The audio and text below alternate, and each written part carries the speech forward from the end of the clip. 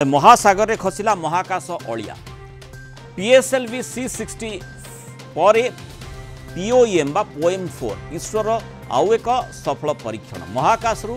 अलिया बा आवर्जना सफा पाई होइतबा परीक्षण रे एभली बड़ सफलता मिलछि फल आगामी समय महाकाश आवर्जना मुक्त हेबा आशा संचार होइछि। गतकाली ए स्पेडेक्स सैटेलाइट पोएम 4 मॉड्यूल वायुमंडल प्रवेश करी महाकाश रे तार कार्य को सुरुखुरे संपादन करबा परे महासागर भारत महासागर रे यह पड़ी। ये गोटे गुरुत्वपूर्ण सफलता अर्थात महाकाशर आवर्जना को किभली भाबरे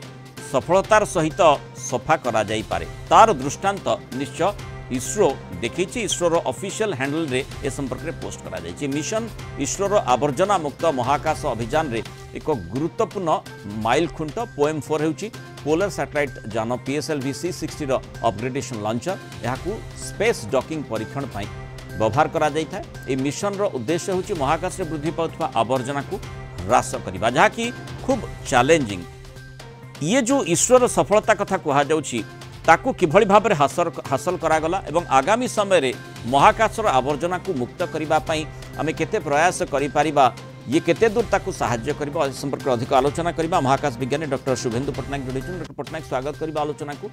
जो भली भाबरे महाकाश आवर्जना माने वर्ष वर्ष धरी आम पई गोटे चैलेंज होई रहिछि महाकाश गवेषणा जारी रहिबा सहित आवर्जना मध्य बढ़ुछि से क्षेत्र रे इसरोर जो कार्य रहिछि ये गोटे मार्गदर्शक भली काम करिबो कि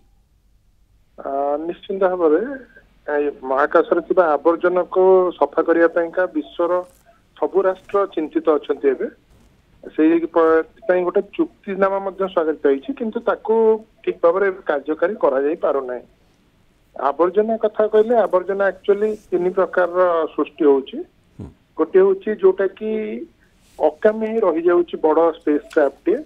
बेले बेले एमती हुए जे काम करथो किछि वर्ष पर ताको अकामी गला ताको आमे आनी पारुने फेरी आनी पारुने बा नष्ट करि पारुने नियम अनुसार जहा महाकाश रहिबो जदि जानटे जाउची सेटा अकामेला पूर्वरु ताको पृथ्वी पृष्ठ को फेरी आनी नष्ट करिवार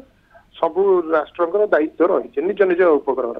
किंतु बेले बेले एपरि स्थिति हुए जे से माने बुलुथिबे आमे देखि पारथो जानि पारथो किंतु ताको आनी पार नथिबा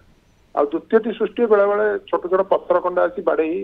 ध्वंस पे जाती छोट छोट खंड ही गुगुल तो एबे जो परीक्षण करा जायछि एगोला छोट छोट खंड को धरिकरी किपरि कलेक्ट करा जाय परिबो सेही विषय रे गवेषणा करा जायतला बा चेष्टा करा जायतला ताकरे इसरो सफल होय एवं सेही आवर्जना को महाकाशर केमिति महासागर आनी पका जाय परिबो कारण जदि जनबसति ऊपर पड़िबो ताले यथेष्ट क्षति घटिबार संभावना भी थाई पारे।